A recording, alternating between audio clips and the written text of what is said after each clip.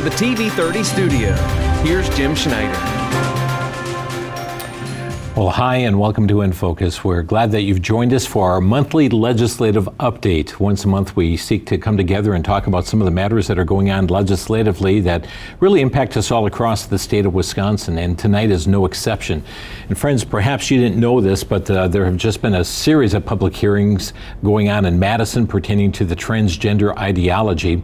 We also know that there's the information, or rather the legislation that is being introduced, well over 200 different pieces of legislation between the Assembly and the Senate since we last did an update. So much is coming forth. We're going to hone in on just a few of those bills here tonight, some of those which deal with the matter of immunizations, allowing minors to give their consent, even without parental authority, to receive immunizations, as well as doing away with the personal conviction exemption that we presently have in the state of Wisconsin. We have that and many, many other issues tonight for the program. It's our privilege to have back with us tonight Sam Krebs, who is the Legislative Director for Wisconsin Family Action. Sam, good to have you here. Thank you, Jim. Appreciate you having us here. Indeed. Before we talk about Wisconsin, we're going to hone in first of all on our nation and President Trump. Since you were last here, just celebrated his first year since his inauguration, and the White House has released a special video commemorating that one-year event. We'll find out, how does this impact Wisconsin? Let's first watch the video. Sometimes in history, there's this magic moment. Somebody appears on the scene and everything changes. I am with you. We've never seen anything like this. I will fight for you. This was a man who's met his destiny. And I will win for you. He said he was saved by God in order to make America great again. His victory was the greatest comeback of all time. We're watching history, so buckle up. I don't think the American people have ever seen this before. A government that has moved this quickly and a president that has done so much when it comes to the border and energy and major investments from other countries. It's like warp speed. 47's on a hot streak, bringing head-snapping change to Washington, overwhelming the system with a volcanic eruption of action. Trump has a mandate from the people, and he's using it, and they're just getting started. President Trump said on the campaign trail, success will be my retribution. Despite the best efforts of those who would try to censor us, silence us, break us, destroy us, Americans are today a proud, free, sovereign, and independent nation that will always be free. We're going to have one shot at this, and no other president's going to do what I'm doing. America's back, common sense is back. He is keeping his promise to you, the American people. Inflation is down, growth is up. The numbers don't lie. The economy is soaring. Lowest gas prices in 4 years. And record tariff revenue. The USA is on a roll, culminating in the signing of the One Big Beautiful Bill on July 4th. The Trump economic golden age is full steam ahead. America is back, thanks to the courage of President Trump, thanks to the leadership of his amazing cabinet, and thanks, of course, to our brave men and women in the United States military. This is a message to the rest of the world. The days of ripping off America and Americans are officially over. Between the attacks on Iran's nuke site and the Maduro operation, the U.S. military recruitment at an all-time high. This president will go down in history as a peacemaking president. Peace through strength, America's in charge. And he's just got one filter, and that is America first. Whatever they're doing, it's working. Zero illegal crossing, drug cartels frustrated, less crime. We have the most secure border in the history of this nation. If you think we're doing good now, you just wait till this coming year. The president isn't taking his foot off the gas in 2026. It's a new year. The stock markets are already making new record highs. The Trump archive are a series of near impossible feats. As for the next year, the American people have so much to look forward to. The president will continue to build off of his historic accomplishments. 2025 was setting the table, but the banquet's going to be in 2026. This is the golden age coming. He says, make America great again, because every American is invited. My fellow Americans, get ready for an incredible future, because the golden age of America has only just begun.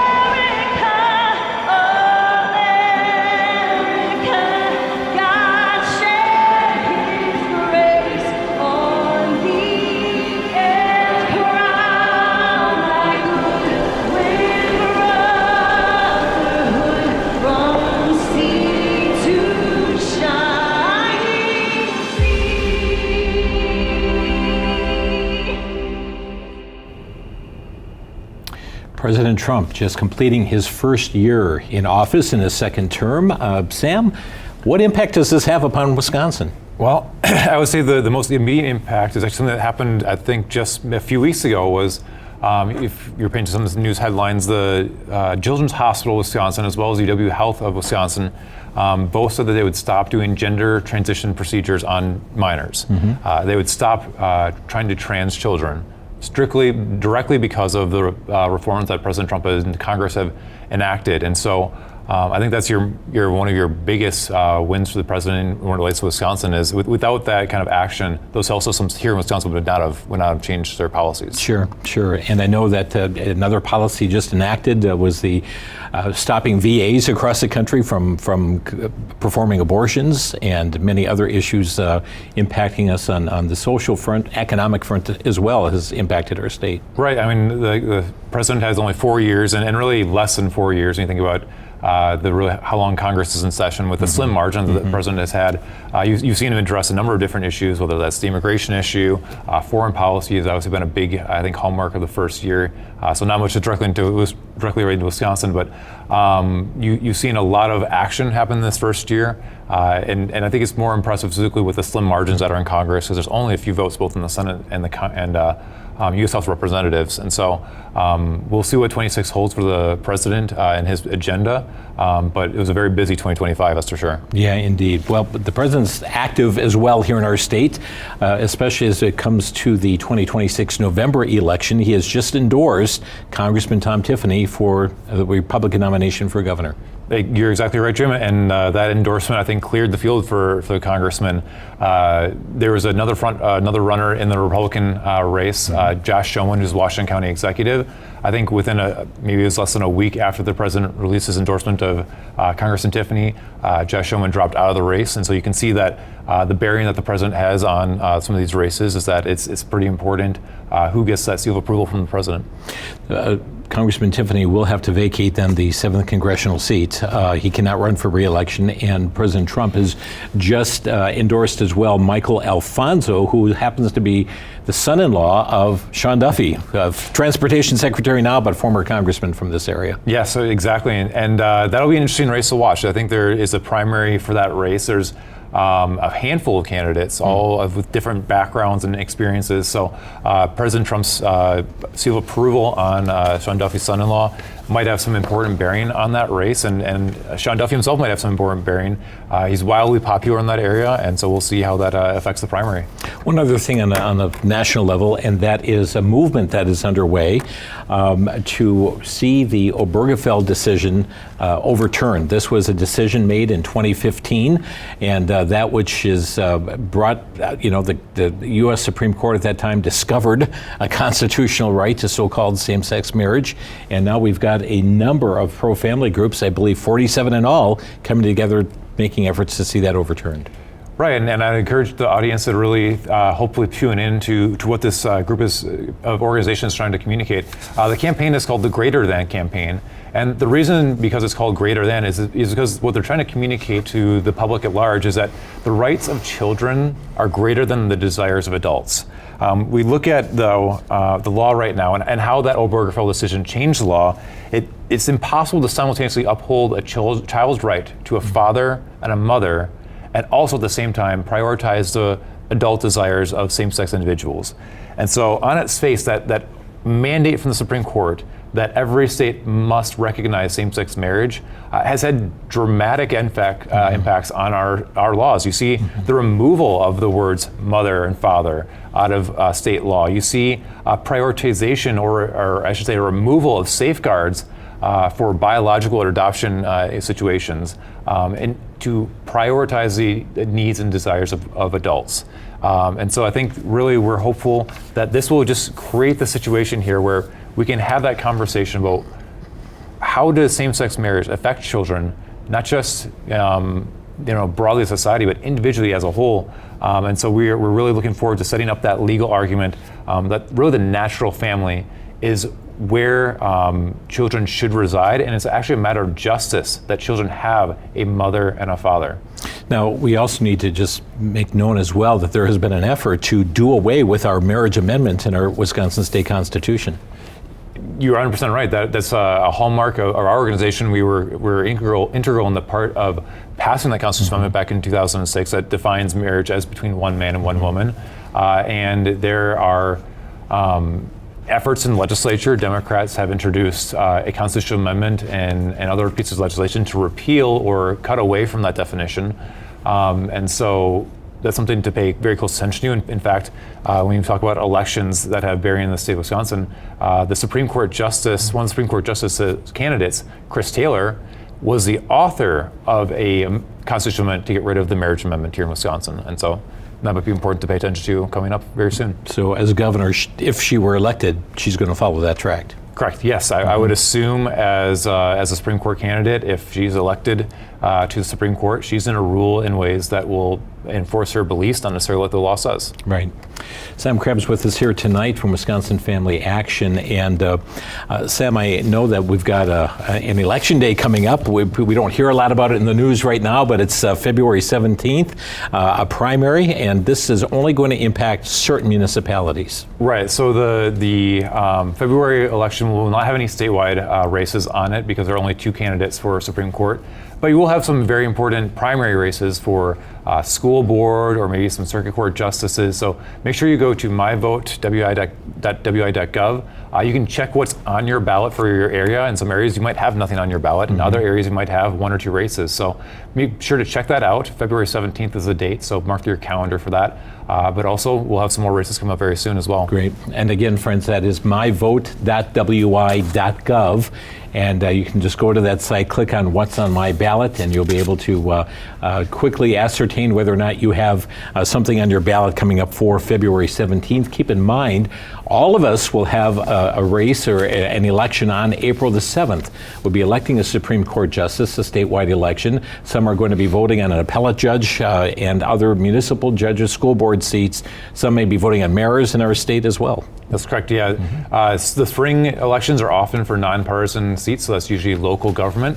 And the power is closest to the people, so local government, though it doesn't get all the money and attention, really has a bearing on people's lives very directly. It does, and I would point out we just the very fact that elections have consequences, and we had just seen a race in Texas that is usually very double-digit Republican that just went Democrats, the Democratic, and the reason they're indicating that people did not show up, the voter turnout for this election, even propelling a new person to Congress, was a 15% voter turnout in that race. Wow. So it's important that we get engaged and know what's on the ballot, and everybody for April 7th, but some will have one on February 17th. Exactly. And if you ever have questions on races like that, you can feel free to reach out to us. We actually just this past week had several people reach out to us on local races. You can find our email address on wisconsinfamilycouncil.org. We're more than happy to field questions if you are unfamiliar with the candidates or just want some more extra research on some of them.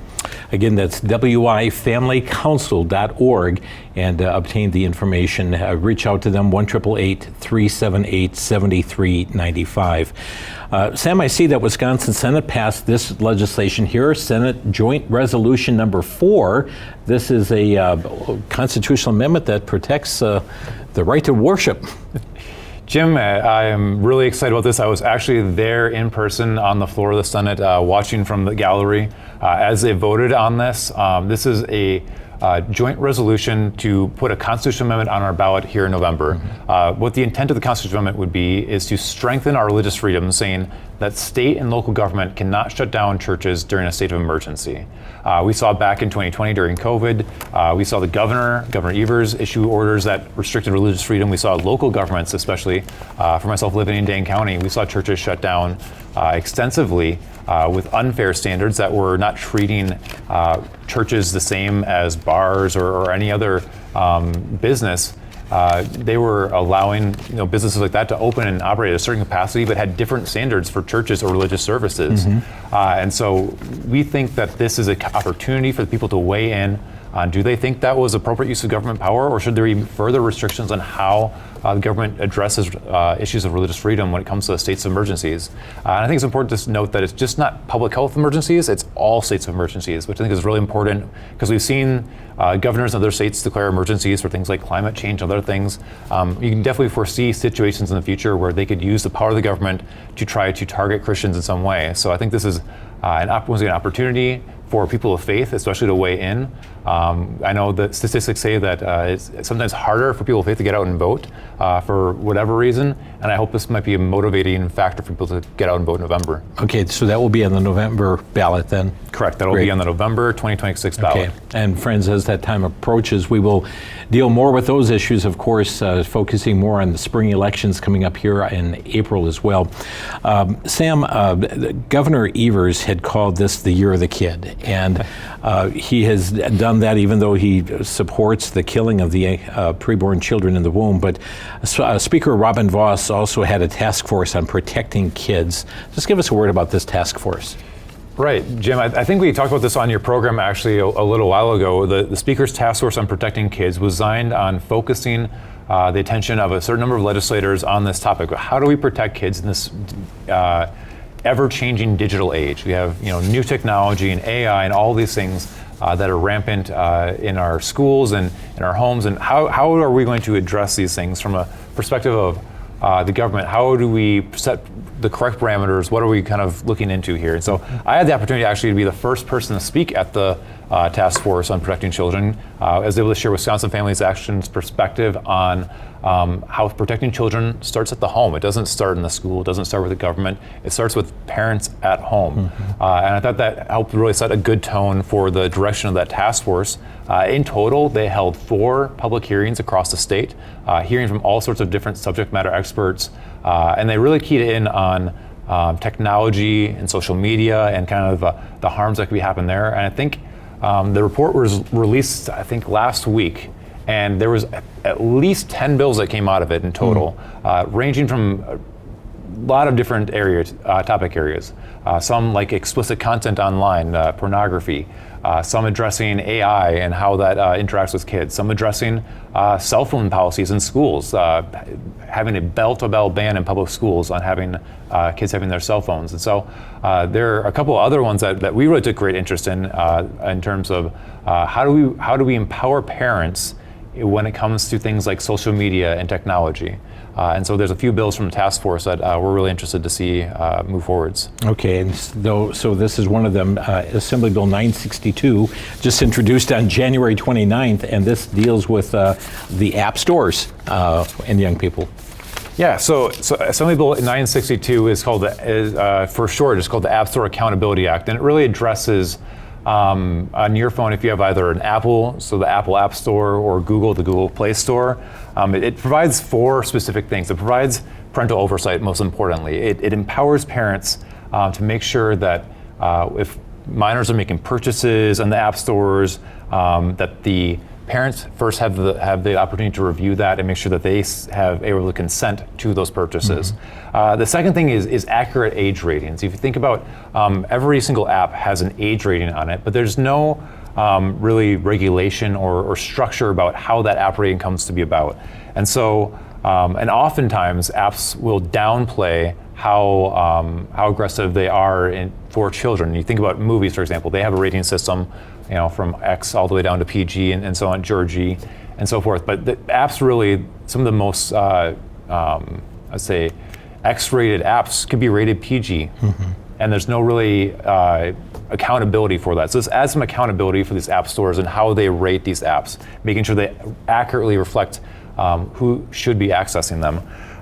Another thing that the App Store Accountability does is it allows parents who have been harmed by these app stores to take civil suit action. So essentially be able to sue and protect their rights as parents if their rights have been violated, if they haven't been given that oversight or that parental consent. And the last thing, I think the most important thing, is that it requires these app stores to age verify their consumers. And so that's a really important part of the conversation, is finding out if you're going to have accurate age ratings for apps. You also need to have opportunities for kids for parents to be involved in whether or not their kids should be on those apps to begin with. And so they would require these app stores to age verify their customers. Okay, so that, again, is Assembly Bill number 962, just introduced on January 29th. There's another bill that was also introduced that same day. It's Assembly Bill number 963, and this deals with social media accounts for minors, and that's something that has been huge, where minors have really been impacted through having their own social media account.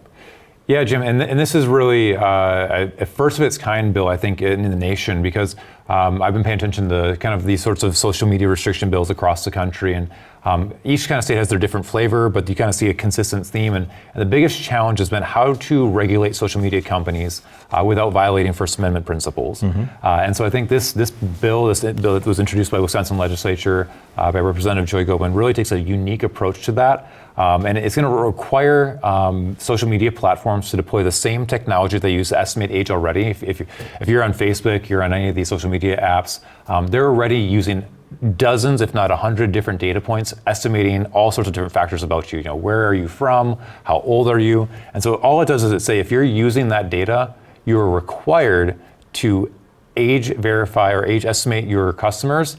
And if that number comes below 18, you need to get parental consent before that person is allowed to continue on that app. Okay. And I think that's really powerful, especially for we've seen this, the legislature did extensive research through this task force on the harms that social media causes, the addiction that it has, not just for kids, but also for adults, but specifically for developing kids' brains and how terrible that can be for their progression. And specifically, they are designed to cause addiction.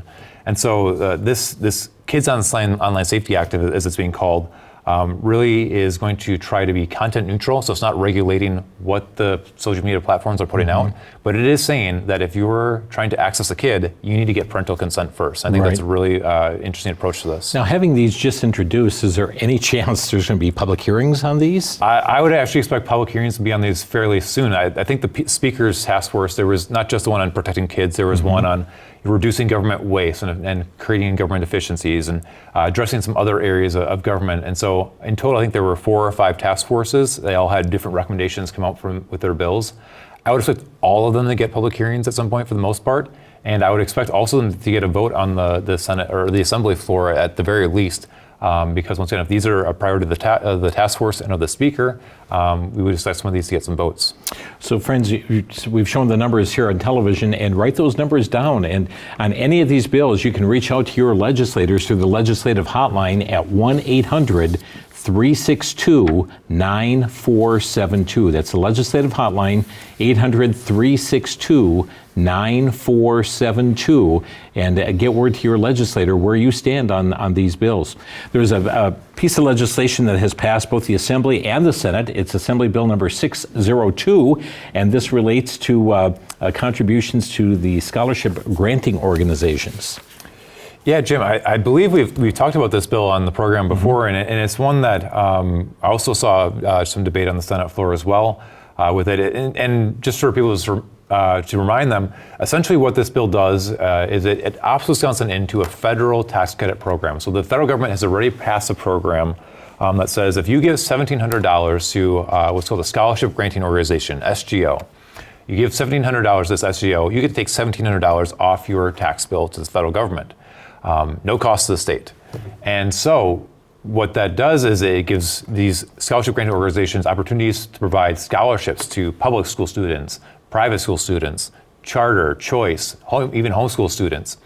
And it allows them to give grants for any number of cost expenses related to education. And so this is really, to me, my perspective, a common sense thing. It's really really cost. Promotes the year of the kid, doesn't it? It does. It promotes opportunities for any kid that's in the state of Wisconsin. Because these SGOs, they can focus. And the key in this is the flexibility.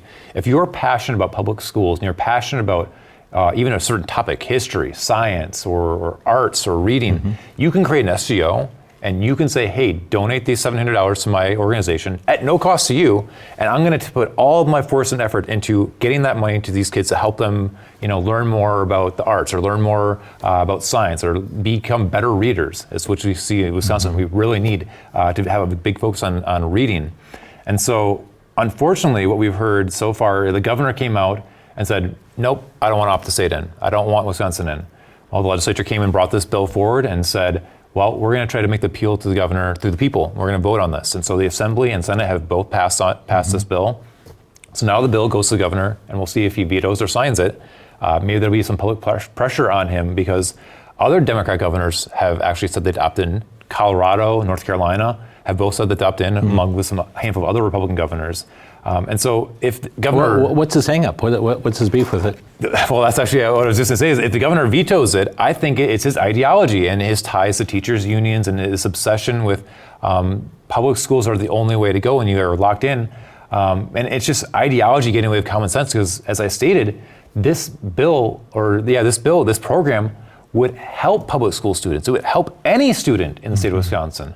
And so if it really would be just strictly pure ideology getting in the way of common sense if the governor vetoes it. Okay. So that's before the governor. By the way, the governor's number is 608-256-1212. And you can weigh in even with the governor on that legislation. There has been a whole rift of bills, transgender ideology bills, 5 different bills that have had public testimony within the span of 1 week? Yeah, January was a crazy month, Jim. I was at the Capitol a lot, testifying on these bills, and in the span of about a week and a half, there were 5 separate bills addressing different portions of how transgender ideology has made its way into our society.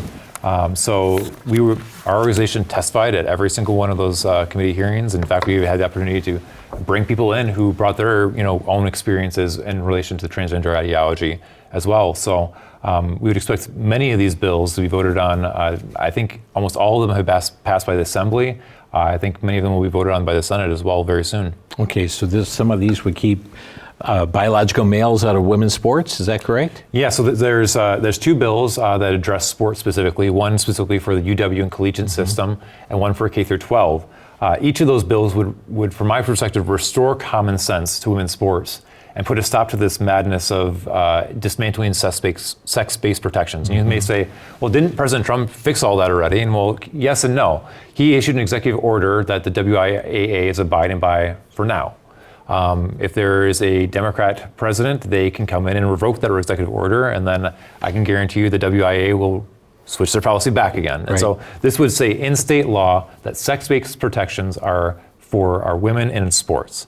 And I think it's really important, not just because of the fact that, when a male inserts that he's a female and tries to identify as that, and he tries to claim that he legally is female, that is not the same as him being biologically female. Right. And we've seen so many different examples across the nation of women and girls being injured by men who are pretending to be women in sports.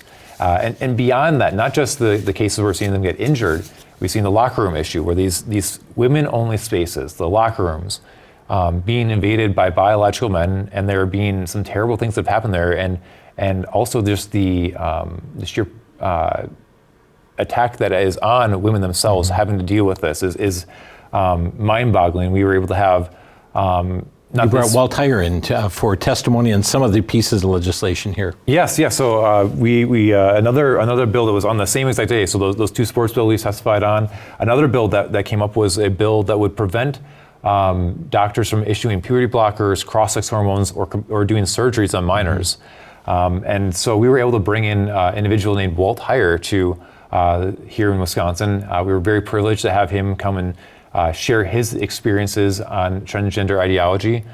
Jim, I don't know if you know his background at all, but he shared about how at the age of 42, or right before that, around age 30, he had tried to transition from male to female back in the 70s.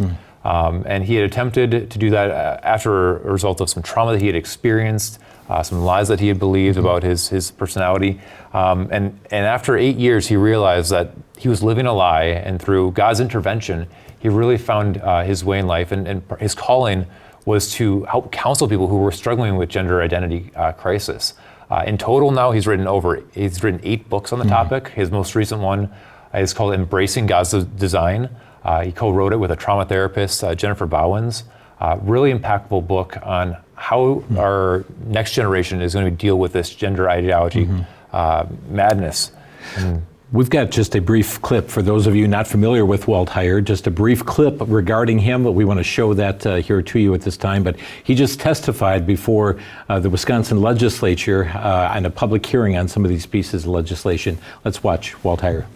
I lived 8 years as Laura Jensen until I woke up and realized that it was totally insane to live this out. The first time that it happened in the 50s was Christine Jorgensen, but Jenner took it to the next level, and then 2015 it began to explode.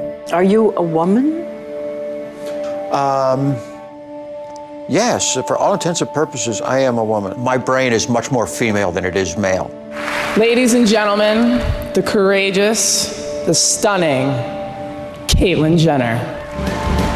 We're ruining an entire generation of children. I find even hearing about it and reading about it so repugnant and so destructive to children. Trans members of this family all love each other so proudly, and they all... Bringing drag performers together with little kids is kind of a perfect relationship. There are people whose gender might be a little bit of both or might even be neither. And it's time that this stuff needs to end. We need men and women to step up and say, stop this nonsense. Okay, there we have men and women. We need to stand up and say, stop this nonsense. And let me just share this with you here too, because this just came out this past week. And this was a bombshell ruling that just came out from really hitting the matter of the ending the trans industry as we know it. And it was Friday. New York jury awarded Fox Varian $2 million in damages after concluding her doctors negligently chopped off her breasts when she was a 16-year-old girl who identified for a time as transgender. Now 22 argued that her former psychologist and surgeon who performed her double mastectomy had skipped important steps when evaluating if she should go forward with the surgery and had not adequately communicated with each other, the Epoch Times reported. And so it is a story here that just goes on. Let me just get to one other page here. They indicate that during the 3-week civil trial, Varian testified that she felt instant regret and unbearable nerve pain following her 2019 double mastectomy. Shame, I felt shame. It's hard to face that. You are disfigured for life. Wow. That is intensely sad to see, because that is happening more than I think people want to realize. And so, I would encourage people to learn more about Walt and his story specifically. There's some really great interviews that Walt has done online. You can find them on the internet and learn more about his influence. Sex Change Regret, I believe. SexChangeRegret.com is his website. And he just, having met Walt in person, it was just so inspiring and just seen as a very humble person, very kind man. And we really appreciate him taking time to come to Wisconsin and share his story. Because once again, he's counseled and talked with hundreds of people who have struggled with gender ideology, like someone like Fox, who, and hopefully he's talked to so many that he has prevented them from going down that path. And to that point, there's an assembly bill out there that we hope to see, that we also testified under this week's span, directly related to that situation of the rush through this process. I think of another example. There's a young lady out in California who was struggling with gender ideology, and she, I believe, went on puberty blockers at age 12, cross-sex hormones at age 13, had a double mastectomy at age 14, and through all of it, not a single mental health evaluation, not one. Right. And so what we're seeing with these is that there isn't proper medical procedures happening in these gender ideologies cases. And so some members of the legislature actually introduced a very common sense bill that I can't even wrap my hands around why even the transgender community wouldn't want to get behind. And essentially establishes a cause of action, the ability to sue if you are not given proper information when you try to go through these transgender procedures. It creates this clarity and accountability for these procedures when they've suffered injury. So there's no requirement that every doctor will get sued, but if you're suffered an injury from going through those procedures, which we're once again finding in these cases more and more, there's often inadequate closure about the often irreversible physical consequences, not to mention the fact that they sell these procedures as fixing a mental health problem, when the evidence at best says there's no change, and I've seen studies that say they actually make the mental health conditions worse. Right. And so that's another bill that deals with transgender ideology that creates this opportunity for people who've been harmed, like these young people, these minors who have been harmed by these terrible procedures, to go back and say, you didn't tell me that there would be significant nerve pain. You didn't tell me that I would be infertile and able to have children for the rest of my life. You didn't tell me that I would have massive bone density loss and have brittle bones. All these things that are coming up now. And so we hope to also see that before the governor as well. So, friends, you're watching inFocus, our monthly legislative update. Sam Krebs is with us here this evening from Wisconsin Family Action and Wisconsin Family Council. We have more bills we want to talk about, but I also want to open up our phone lines to give you opportunity to ask a question, perhaps about some of the things we've already talked about, other legislative related issues. Our number, maybe you have a brief comment as well that you'd like to make. Our phone number is 414-935-3030. That's 414-935-3030. You can call 800-733-8830. That's 1-800-733-8830. And if you'd like to text in your comment, just give us your first name, the city that you're texting from, and you can text 414-459-9638. That's 414-459-9638. And we welcome your questions, your comments about the very issues that we're talking about tonight, other pieces of legislation here in the state of Wisconsin as well. Feel free to pick up your phone, give us a call here on inFocus. This is your opportunity. As one of the theme verses from the organization, from the prophet Hosea, my people are destroyed for lack of knowledge. This program is here to keep you informed and make you aware of what is going on here in the state of Wisconsin, whether pertaining to elections or pieces of legislation going up, what's before the governor right now, those things that do impact us, our Christian faith, our family, life, liberty. I mean, all of these things are so very critically important. So we'll keep the numbers up on the screen. Feel free to give a call in with your question this evening or to text in your question, and we'll get to as many of those as possible. We spoke a little bit ago about the November ballot and the referendum question that will help protect our houses of worship from a governor's edict or a health department edict, etc. But there's another issue that also has passed since you were last on the program as well, and that is dealing with this partial veto matter. We saw, a 400-year tax increase put in, legislated by the governor, and voters are going to have a chance to change that this November. Yeah, that's correct. So this is a bill or a constitutional amendment that would require a vote by the people in November, prohibiting the governor from using the partial veto to create or increase any taxes or fees. And because you saw, as you mentioned, Jim, in the 2 budgets ago, the governor struck some lines out and did some things with his veto pen that created a 400-year tax increase on property taxes. And we're already felt a pinch on that. I saw it on my own tax bill. The number of the school district, how much taxes have gone up, was significant.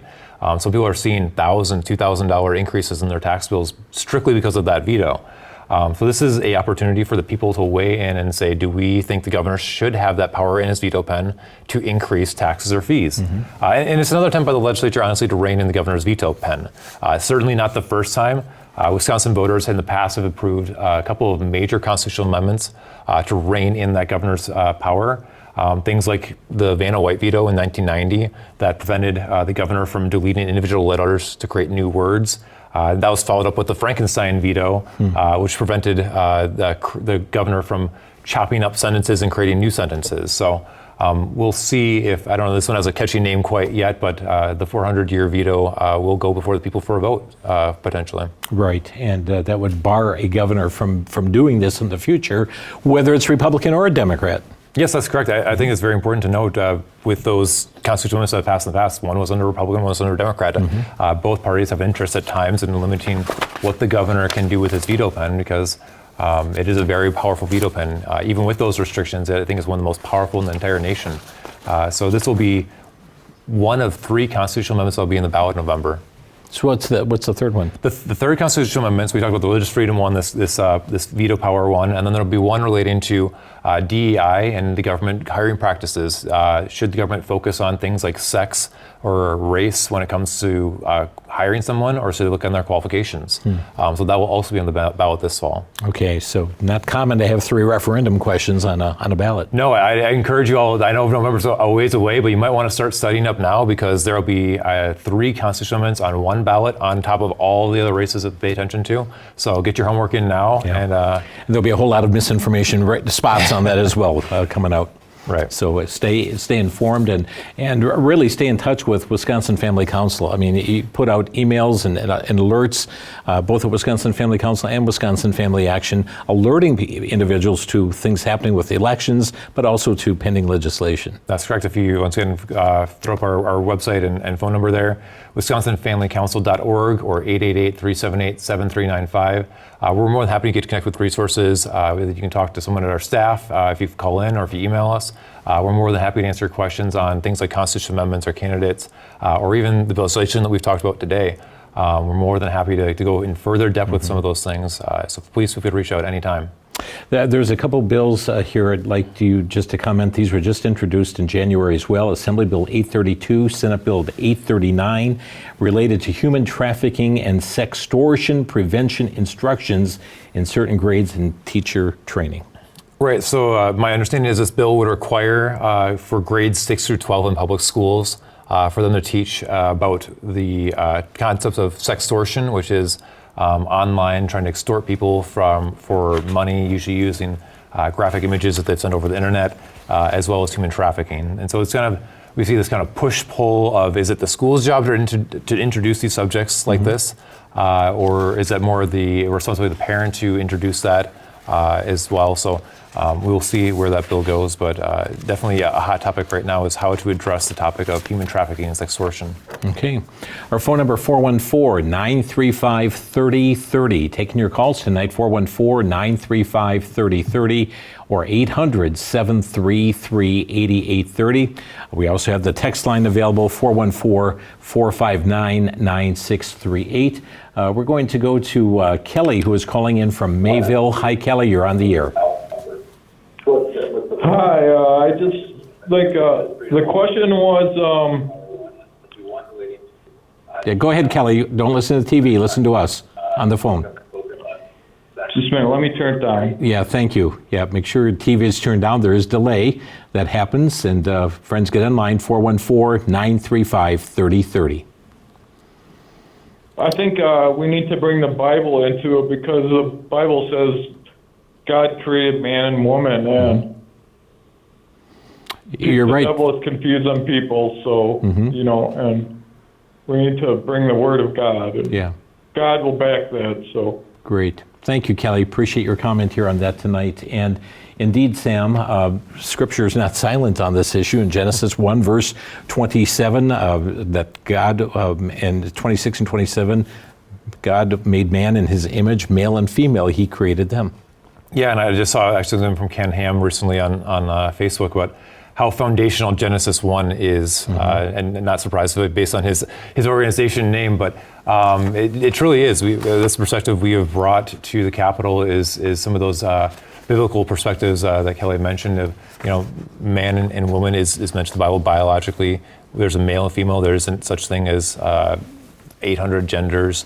And so the devil uses that to confuse people, but specifically we're trying to bring that with compassion to the Capitol. Right. When we're testifying, so we testified on these transgender bills in the Capitol, oftentimes there are 100, 150 people in the room, of which there are only a few of us who are speaking in support of these bills to protect kids. Most of the people there either are transgender or have transgender children or transgender relatives, and so what we're trying to do is bring the truth with compassion to them, because we hope very much so that not just will the legislature do the right thing, but the people that are in the room will hear what we're saying about God's truth, and that will get through them like it did for Walt, and change their lives. Here's a text that came in from Dan in Fond du Lac. He said, are there any groups in Wisconsin that are part of the Greater Than Coalition? Also, will the leader of the Greater Than Coalition, Katie Faust, come to Wisconsin to share more about this initiative? I feel like that's a leading question, Dan, but yes, you are correct. There is an organization that's partnering with the Greater Than campaign. It is our organization. Okay.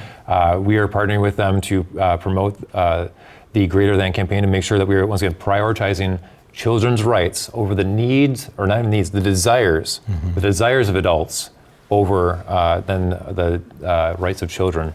And you, Katie Faust, is president of an organization called Them Before Us. I actually learned about Katie a little bit just this past year in 2025. I listened to some podcasts that she did. She did an interview with Jordan Peterson that I would highly recommend people listen to.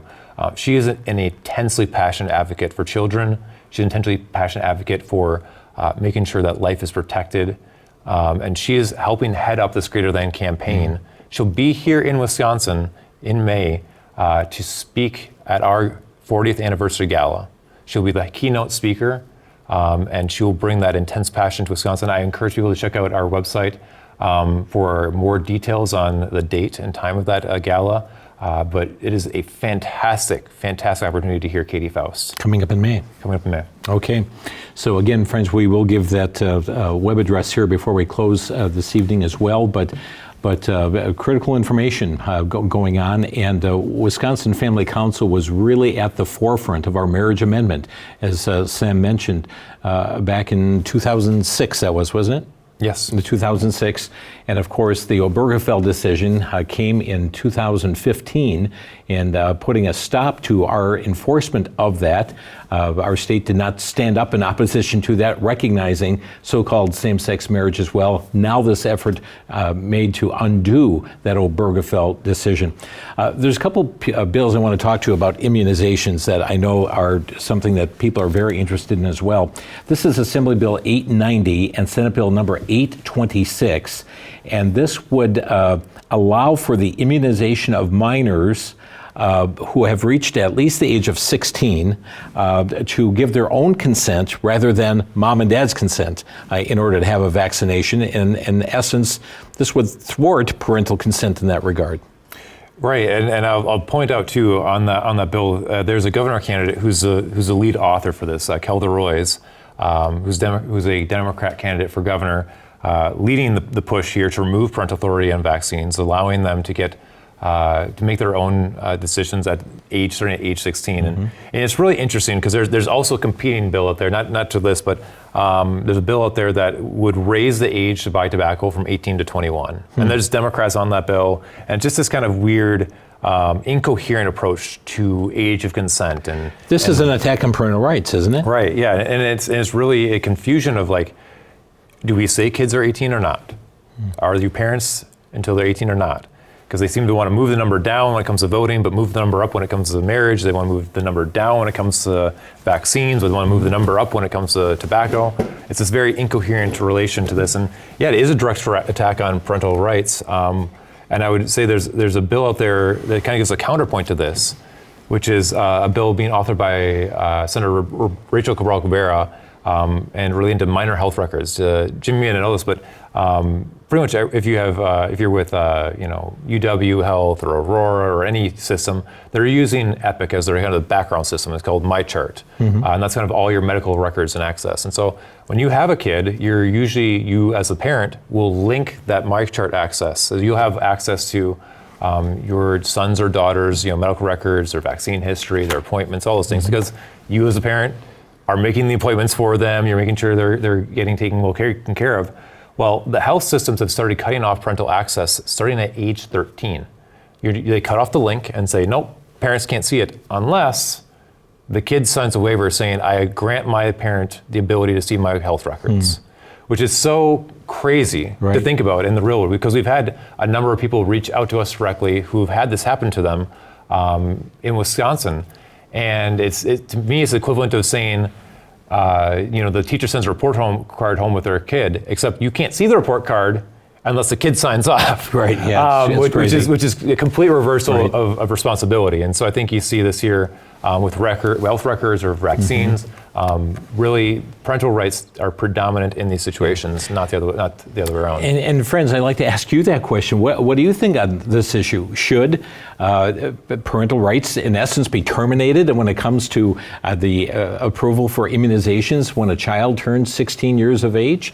How do you feel about that as a parent? This is something that's just been introduced, and one of the candidates for governor is backing this legislation as a primary sponsor. parts of it, and that is now before the state legislature, both in the state assembly and the state senate. That same individual, I believed, no, not on this particular one, but we have another piece of legislation, which is Assembly Bill number 891, that would eliminate the personal conviction exemption from immunizations. Meaning sometimes now a person can say, no, I've got a religious conviction against taking this particular vaccination. And in some cases, we have vaccinations that have been created with aborted fetal tissue. And if somebody has a personal conviction against this, we right now have a law in place in Wisconsin that gives them exemption. This would remove that.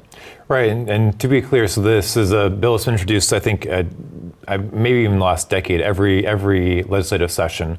And what it would do is there are three kind of exemptions that are allowed for if you have a child and you're saying, I don't want them to get a vaccine because of a religious reason, a health reason, or a personal conviction reason. This would eliminate the personal conviction reason from state law.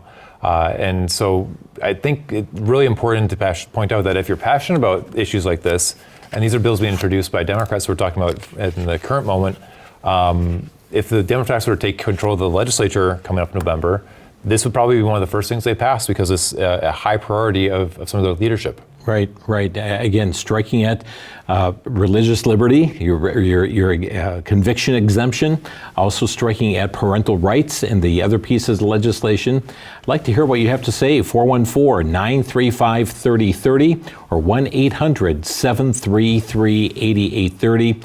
You may text in your comment, your question, send your first name, the city you're texting from, and send that to the text line 414-459-9638. Sam Krebs with us tonight from Wisconsin Family Council and Wisconsin Family Action. Sam, I'd like to also, this is something else that is rather bizarre in my opinion, and that is Assembly Bill 862 and Senate Bill 853 that would really have local municipalities have to consider climate change in their development plans and so forth for their own community.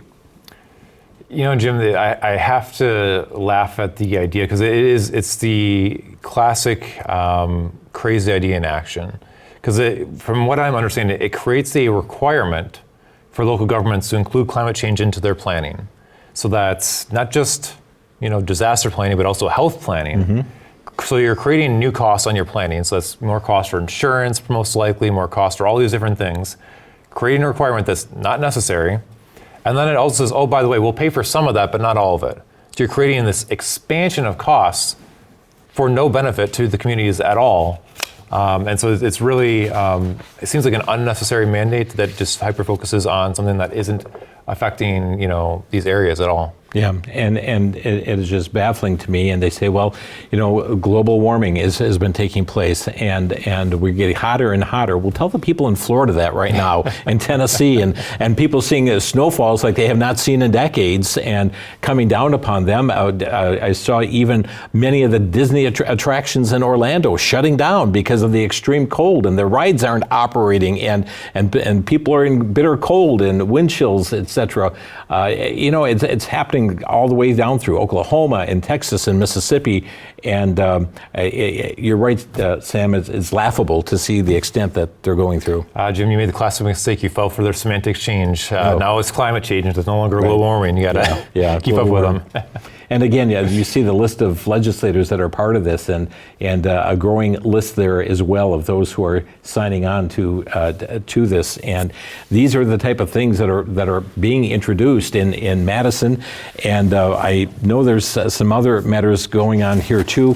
But I see a call coming in as well that we'll be taking momentarily. I do want to point out, Sam, as well, this legislation that would require subjects in human growth and development instructional program. That's Assembly Bill number 918 that's been introduced. Right, and so my understanding of what this bill does is that it takes, so human growth and development, that's another term for sex education. So if a school is to teach sex education, there's a required list of topics that they have to touch on. This bill would add adoption to that list of things that they need to teach on, which I think is, in tough situations, the more kids know about adoption versus the alternative, potentially to abortion, potentially might be a good thing, because adoption really is an act of justice for the children to be able to have a mother and father potentially, even if their birth mom or birth dad is not able to care for them. Mm-hmm. Okay, and let's go ahead. Kelly, you're on the air. Hello, I just have a comment about the immunizations. I believe that some of them shots that they're given, like the COVID and all that, are DNA related, and we don't know what they can do, and we don't know if they're safe. And some of them other immunizations aren't safe also. Yeah. Yeah, thank you for sharing that. And the problem is that sometimes there's indoctrination that happens in the classroom, in which they will be told that these are shots that will protect you from. We even heard that from former President Biden. If you get the shot, you will not get COVID. We heard that from Dr. Fauci. I also like to comment that our bodies are made to fight off these diseases, and once they activate to fight these diseases, they say, well, a new one will come up. Well, our body will also adjust to that, and it stays in our blood for a long time. And after it's out of our blood, it goes into our bone marrow. And if we get that again, it will reactivate. So they're not telling you the truth. They're telling you lies. So. Okay, thank you, Kelly, for the comments here tonight. Appreciate your involvement in the program. This is something that has many people concerned, and not only because that's something that we have sought, or we saw happen during COVID as well, Sam, was the forced vaccinations. If you want your job, you have to be vaccinated. If you want to do this or do that, the military were forced in this regard, and this is certainly a concern that many people have. Give us a word about your organization. We have just a minute left in the program. Yeah, Jim, our organization is on the forefront of advocating for Christian principles here in Wisconsin, in local government and education. We stand firmly on the fact that one man and one woman is what makes a marriage. We stand for children's rights, and that addresses things like school choice, and as well as for the pro-life position. We are very integrally involved with the pro-life organizations here in Wisconsin to defend the unborn. And ultimately, we're focused on the family and how we can help strengthen the family unit here in Wisconsin. The natural family is the best resource Wisconsin has.